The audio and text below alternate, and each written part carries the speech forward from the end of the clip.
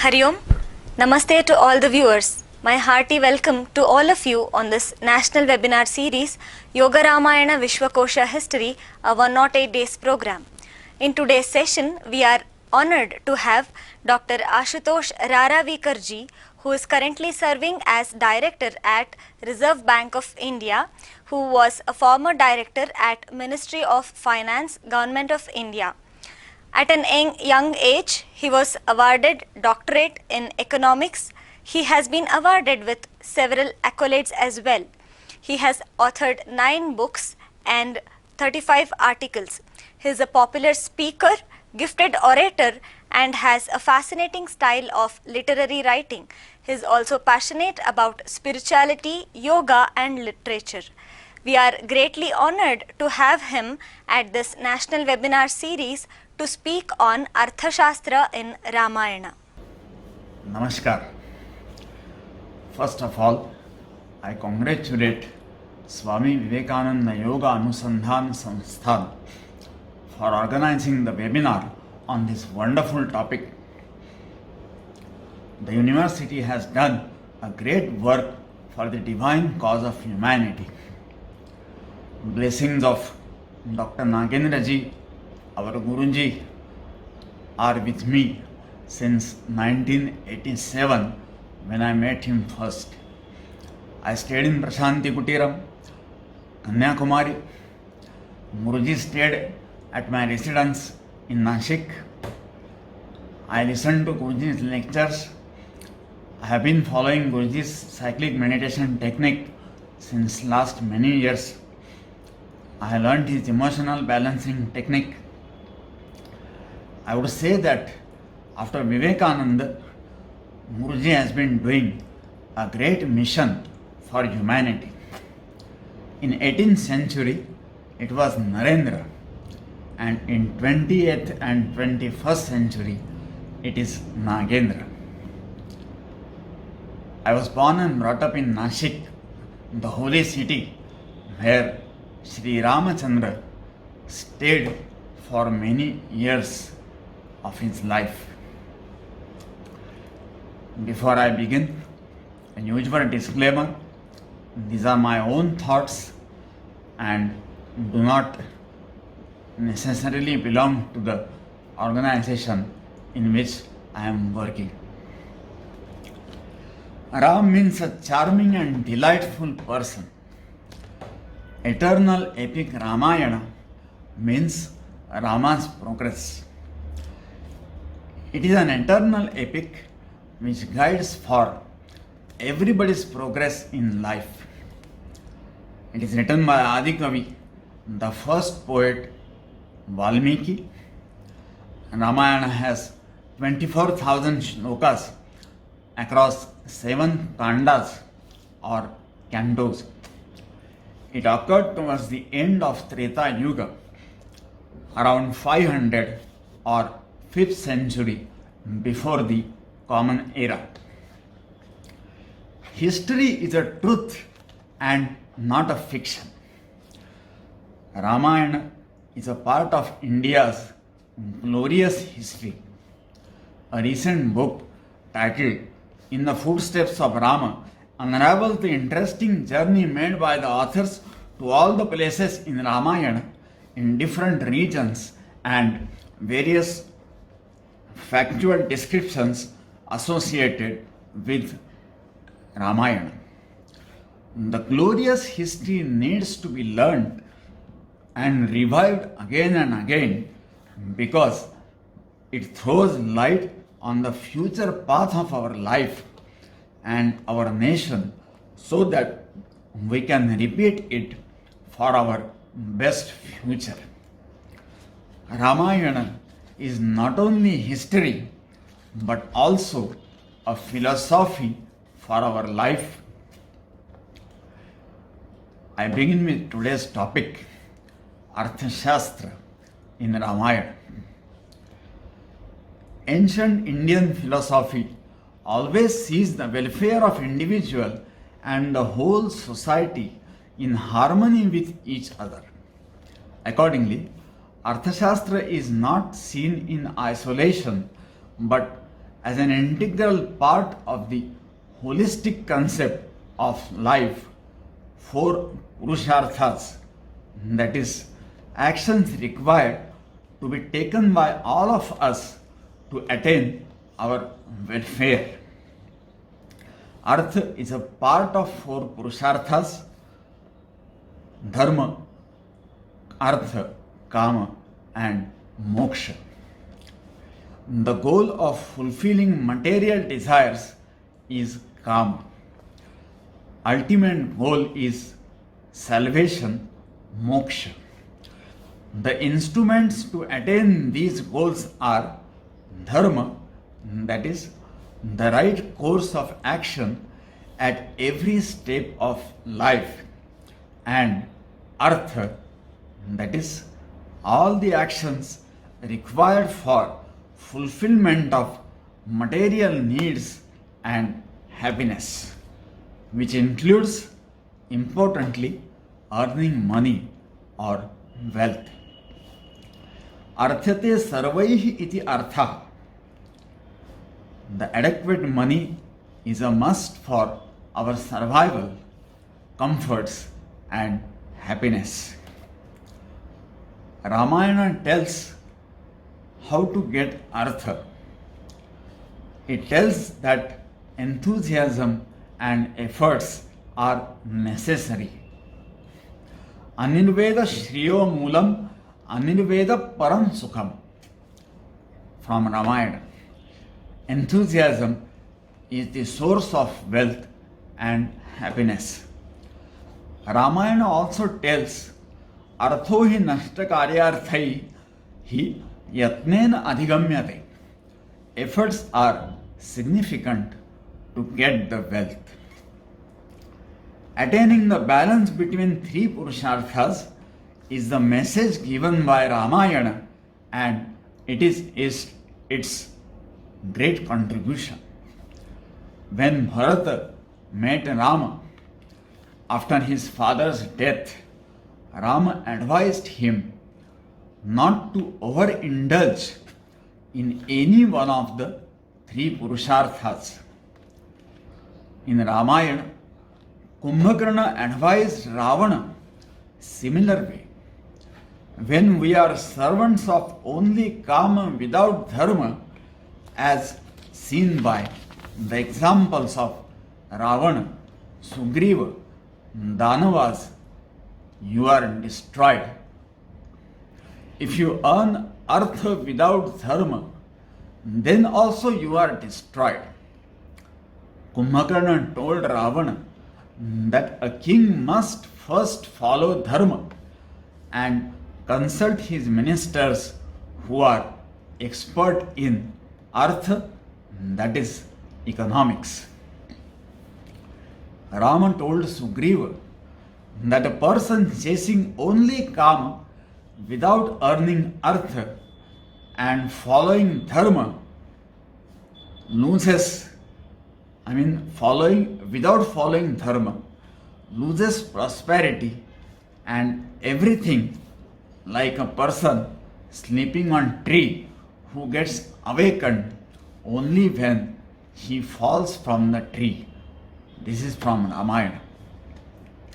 Rama gave message to Ravana that kingdom, that is artha, will be given to Vibhishana because he followed dharma, unlike your adharma.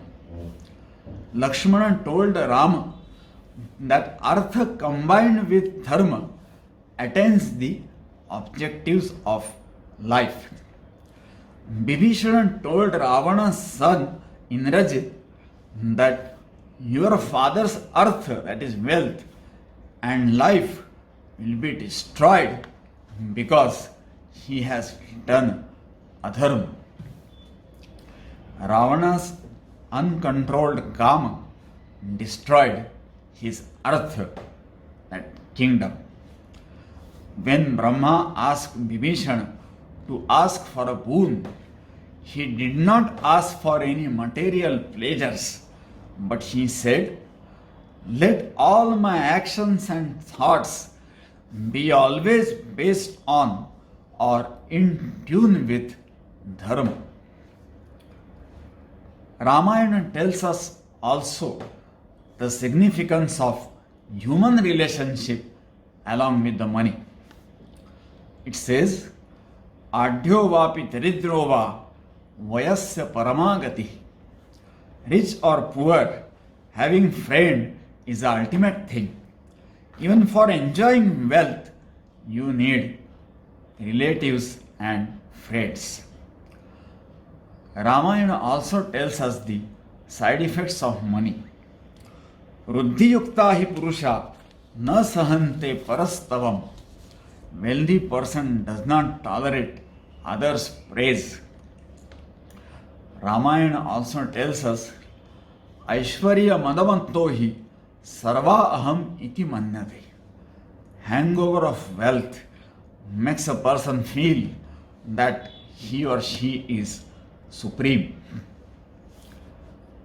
Rama suffered Vanavasa with a lot of pain just to keep the sanctity of pledge made by his father and not committing the breach of contract. Honoring the contract is extremely important both in economic transaction and in the overall life. Rama is a symbol and idol of restraint. Maryada Purushottama, as he is called.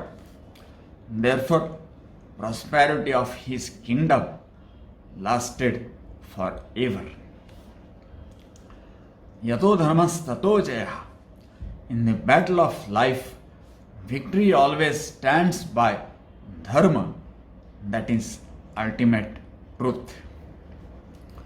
I now turn to Rama Rajya, the kingdom of Rama, as an ideal economic system.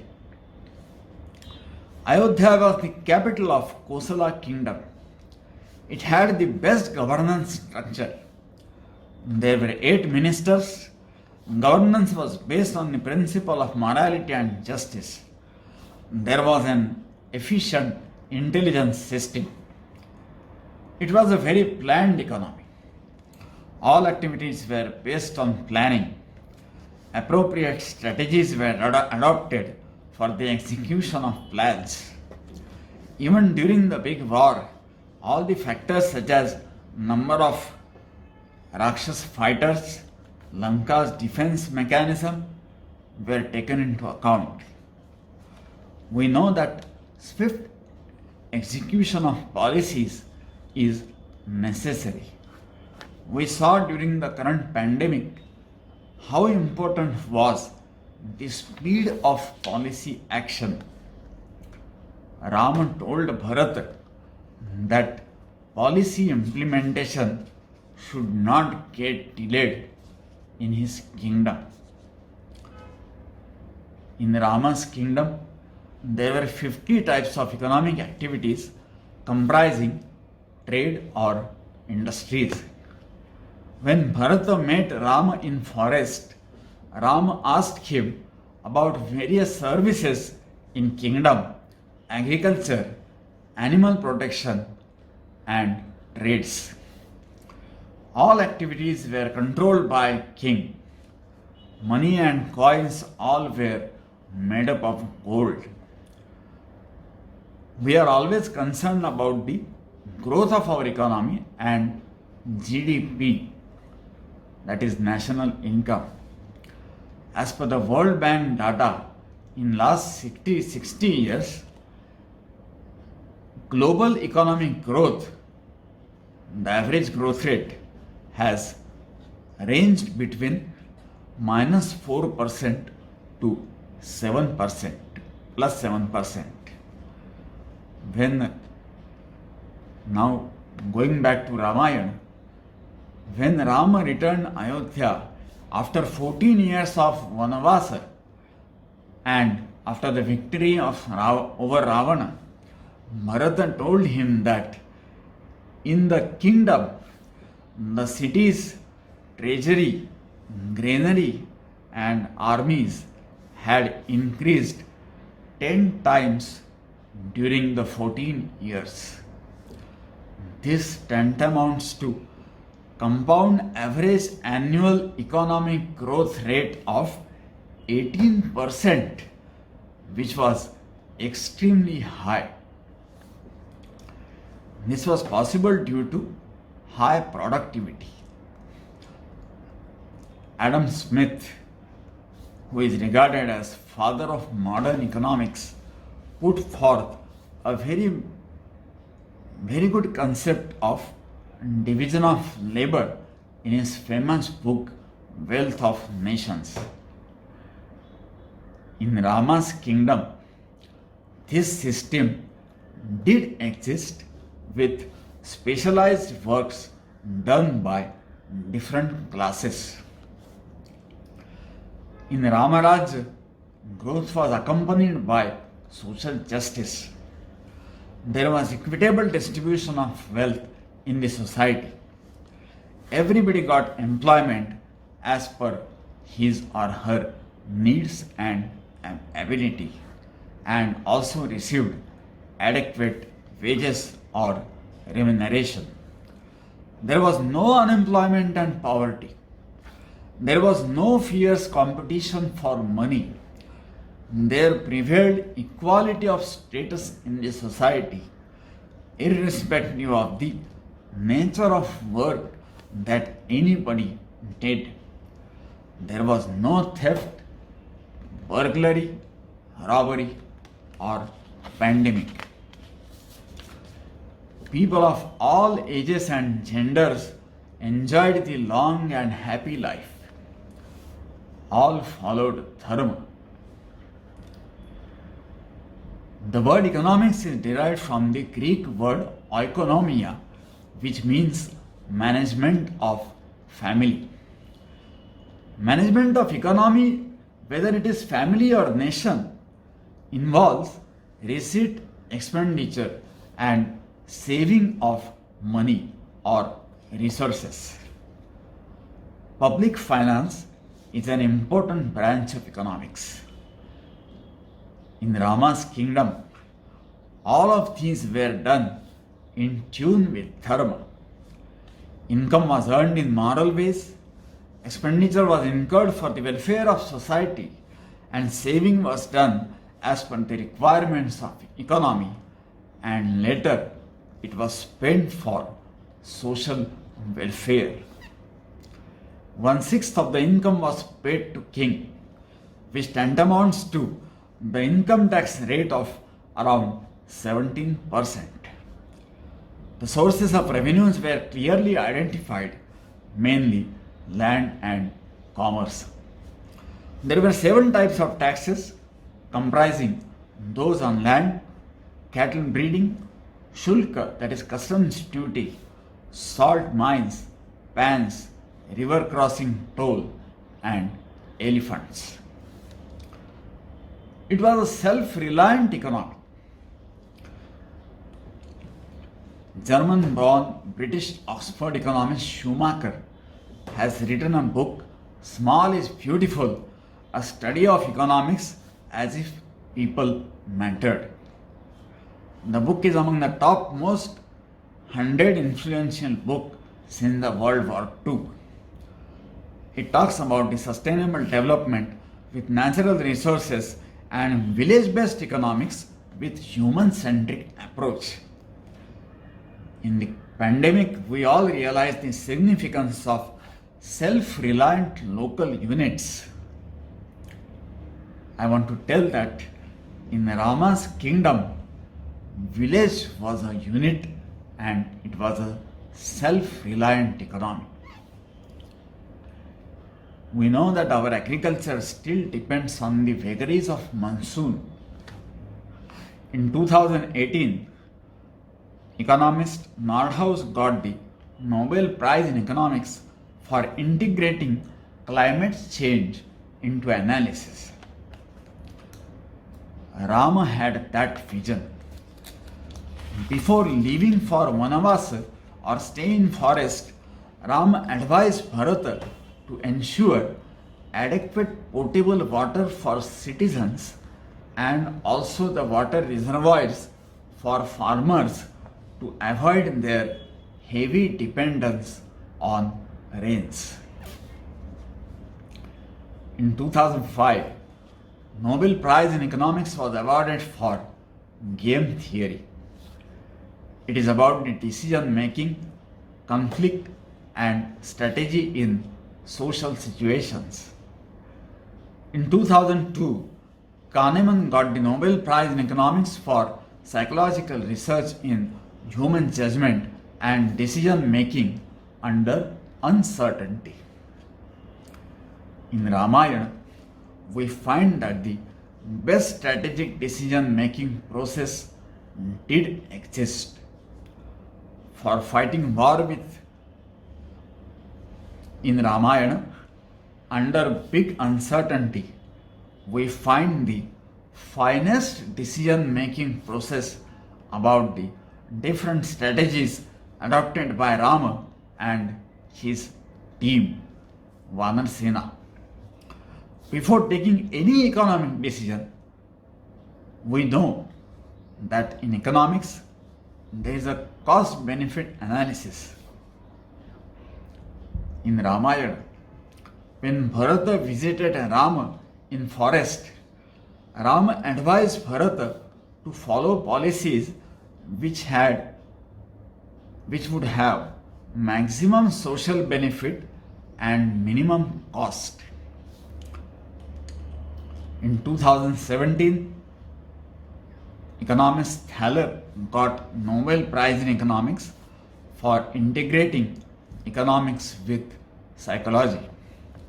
Ramayana has given a deep thought to human psychology in all aspects of life. In economics, there is a famous concept called general equilibrium.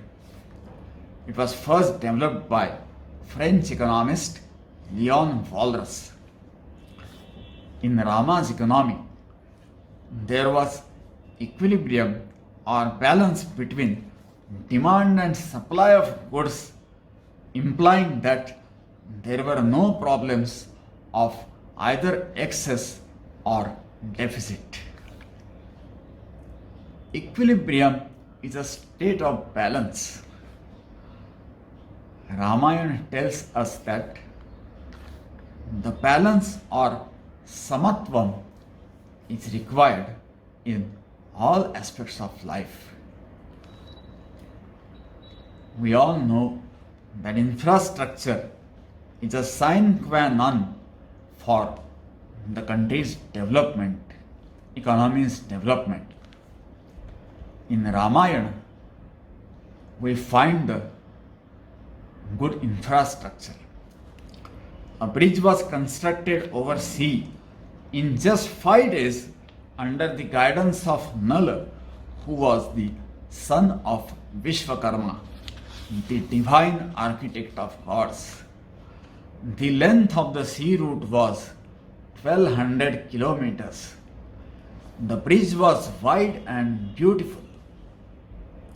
Ayodhya city, which was on the bank of river Sharayu, had a great architecture. It was 144 kilometers long and 36 kilometers in breadth. It had spacious and beautiful roads like our highways. In Ramayana, there are details of the process of road construction. Even Lanka also had very beautiful architectures. Technology is now a buzzword in all fields and also required for economic development.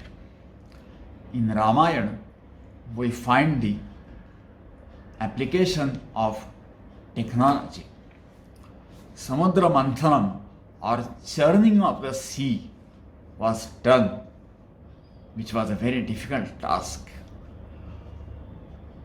There was a Pushpak Viman, the aeroplane prepared by Vishwakarma, having the highest speed, which was equal to the speed of mind, and the Viman had simhasana and carpets in it, just like our business class or first class in the flight. There was a channelization of river Ganga into Bindu Lake, which was a technology in the field of building or civil field. In Lanka, there were forts, there were defense mechanisms and machines on entry doors which were made up of iron, which threw the arrows and stones on the enemies. Lanka was surrounded by waters with strong wooden bridges on them. When enemies entered, they were thrown out by the machines which were connected to the bridges. In economics, we know the significance of human resources. In Ramayana, there was also a development of human resources. Skills of works were acquired through the inherited professions. Knowledge was acquired in the universities or Gurukul headed by sages or rishis which did tapasya and penance. In Ramayana, money was an instrument and not the ultimate end or goal. Society's all needs were satisfied. Satisfaction of need and no greed was the principle. Money was regarded as Mother Lakshmi. Holding of wealth as a trustee of society and not as an owner was the principle followed. There was no lust for money and power. Example of Bharata, who looked after the kingdom, was Rama's trustee without any greed for wealth, is very eloquent and shows the noble economic ideology. Rama's sons, Lava and Kusha, did not accept the gold given by Rama. They said, "We are happily living with the gifts of nature. What shall we do with this gold?" In consumer theory in economics, there is a concept of diminishing marginal utility. It says that after a certain limit, the more you consume, the lesser is the extra utility or satisfaction that you get from it. Ramayana gives us a message to have satisfaction with restraint, Sanyamita Upabhoga, to maximize our contentment in life. In Ramayana, Ramarajya, the aim was service and not profit maximization. Money was the means of subsistence and not the end in itself. Sacrifice was the philosophy. Excess money was given as dana through yajnas such as Putra Kameshti Yajna, Ashwamedha, etc. Wealth, cows, etc. were given. The Indian ancient philosophy, Jivane Yavadadanam Syat Pradanam Tatodhikam. In the life, what we give to the society must be much more than what we receive from it. That was the philosophy which Ramayana also tells us. Economics consists of microeconomics and macroeconomics. Microeconomics is about individuals and macroeconomics is about the whole economy. Ramayana had a system of harmonizing both individual interest and the whole society with each other, thereby attaining a beautiful blend of both the things. Now I turn to the prosperity in the times of Ramayana. Prosperity was a natural outcome of the system which I have described till now, and Ramayana shows the great prosperity of ancient India. In Ayodhya, there was ample water and food. Everything was made up of gold. Rama's Simhasanam was golden. Vali gave a garland of gold to Sugriva in Sugriva's ceremony of oath in Kishkinda. Pious waters were filled in golden pots, Suvarna Kumbha. In Rukshabila, the trees were also golden. The whole forest created by Maya was golden. The ring of Rama, Chudamani of Sita were all precious jewels. During Rama's Rajyabhishekam or ceremony of taking oath as a king, he put on his head a very precious mukutam, the crown which was a symbol of India's glory. He distributed golden coins on the occasion, along with clothes, cows, horses, and gave dakshina to the priests. He gifted Sita with golden garland, Muktahar. Marubhumi or Maru Pradesh, from where Rama threw his arrow, was full of natural resources like fruits, flowers, fuels, milks, and medicinal herbs. Sita was born out of land. The word Sita symbolizes prosperity. Not only Ayodhya, but all the states in the period of Ramayana were very rich. Lanka, an island at the top of Trikuta mountain. The area was 2,400 square kilometers. Ravana's Chaitya palace was supported by 1,000 poles adorned with gold, precious stones, silver, diamonds, Hastidanta, that is the teeth of the elephants. His Simhasana was made up of gold and precious stones. In Lanka there were beautiful gardens, thousands of Ashoka trees, buildings surrounded by golden walls, white houses, and spacious roads. Earlier, Kubera used to stay there.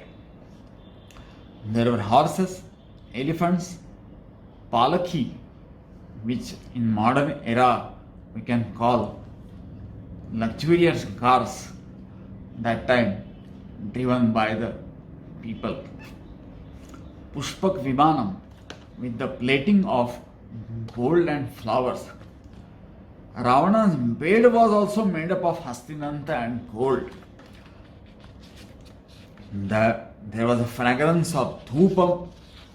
Ravana's son Akshay Kumar's chariot was golden. Lanka was rich in metals, food grains, gardens, just like heaven. There were many palaces. Even for Ravana's last rituals after death, sandalwood, silk, pearls, and precious stones were used. Lanka was full of musical tunes, smiles, laughters, and chanting of mantras. People put chandanam, sandalwood, with its heavenly fragrance on their bodies. They wore silky garments and precious jewels. This was the prosperity. Natural resources were also in abundance in the times of Ramayana. There are descriptions in Ramayana about all these Mountain Chitrakoot was full of fruits, flowers, water, beautiful birds like peacock, butterflies, ample and pleasant rains. Similar was the richness of mountains Rishyamukha, Prastravana, Mahendra, Vindhya, Mainaka, Trikuta and Hiranyagarbha. Mountain Malaya was rich with metals like gyric. Forests such as Dandakaranya and Matangavana had beautiful greenery. They carried all the herbs which were used as medicines. Mountains like Rushabha and Kailasa had medicinal herbs such as Sanjeeva Karani, Vishalya Karani, Murta Sanjeevani, Suvarna Karani. There was a Kshira Sagar, the ocean full of milk given by cow Surabhi. Nowadays we talk of environmental economics or green development. Ramayana's period was marked by a beautiful blend of economic development in tune with natural, human and material resources. Nature and man live with hand in hand. There was full ecological balance. All the animals, deers, tigers, lions, camels and snakes. In Rishis' ashramas, humans and animals, including those which have animosity by birth, they also live together in harmony. As referred in Aranya Kanda, Sita told Rama not to kill animals and avoid the violence. In Ramayana, we find the personification of nature. People talk to nature just as we talk to each other. When Ravana abducted Sita, she told trees, flowers, birds and rivers to convey the messages to Rama that she has been forcibly taken away. Bird Vanjul was hinting Rama's victory through his melodious sounds. In Yuddhakanda, there are descriptions which say that the pleasant cool wind was blowing, birds were melodiously singing, all directions were happy, Lord Sun was clearly visible, planet Shukra was on horizon, skies were adorned with 7 stars, Saptarshi, North Star was shining, and the whole atmosphere was happy. The eagle bird Jatayu made sacrifice for Ram. With his powerful beak, he injured the 10 hands of Ravana. Horses and elephants were used widely in that period and regarded as wealth. Rivers Ganga, Saraswati, Mandakini were regarded as mothers. Pampa lake was full of lotuses. Pleasant winds were blowing around. Fragrant sandalwood was routinely used as fuel because it was highly abundant in the mountains like Malaya. There is a saying, Malaya Bhilla Purandhri Chandana Tarukashtam Indhanam Kurute. Thus, Ramayana was a complete and holistic model of economic and spiritual human development. The human life was at the pinnacle of glory. The most important aspect was that Arthashastra was inseparable from morality. In modern era, we see that immoral behavior by some people deprive the others from getting the fruits of economic prosperity. In Rama's kingdom, morality was at the heart of the society. Character building was very prominent. After the abduction of Sita, when Rama asked Lakshmana to identify her jewels, Lakshmana said, Naham janami keyure, naham janami kundale, nupure tvabhijanami, nityam padabhivandana. I can recognize only those jewels which were in her feet, because I only bowed at her feet, at the feet of Sita, and never looked at any other part of her body. That was the character.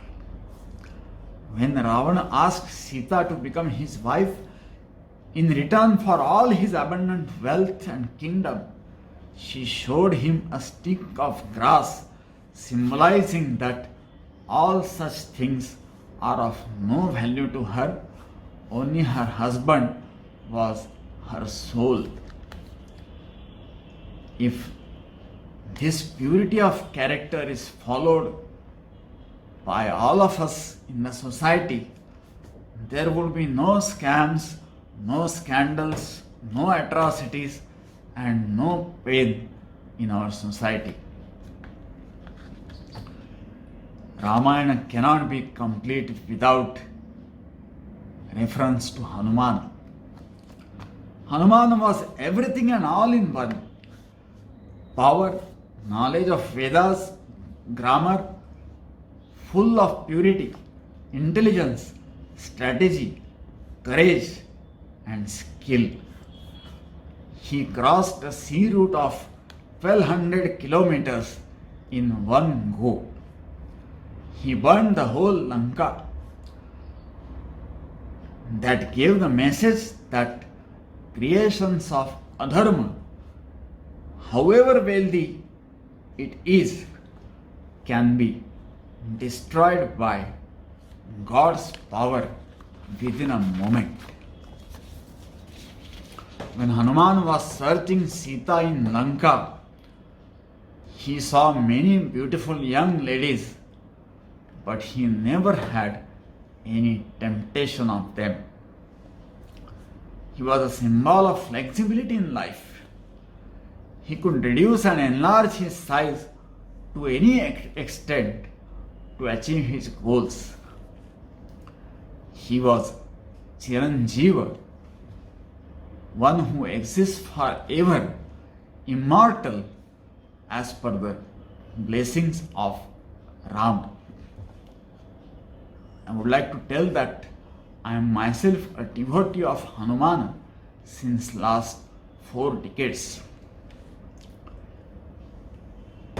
I now turn to the conclusion. An eternal epic Ramayana is a glorious history to be learned at present for building our glorious future. Arthashastra from Ramayana is the economics of beautiful life.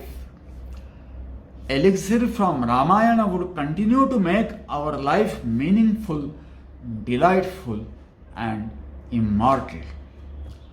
Ramayana was a fight between Deva and Danava. Killing of many Danavas or demons, ultimately Ravan was a triumph of truth over all mad or inimical things. Satyameva Jayate, truth always prevails, is the great message from Ramayana. Ramayana is not only highly relevant today, but it is a perpetual pathlight for the whole humanity. As long as sun and moon are there, Ramayana will be there.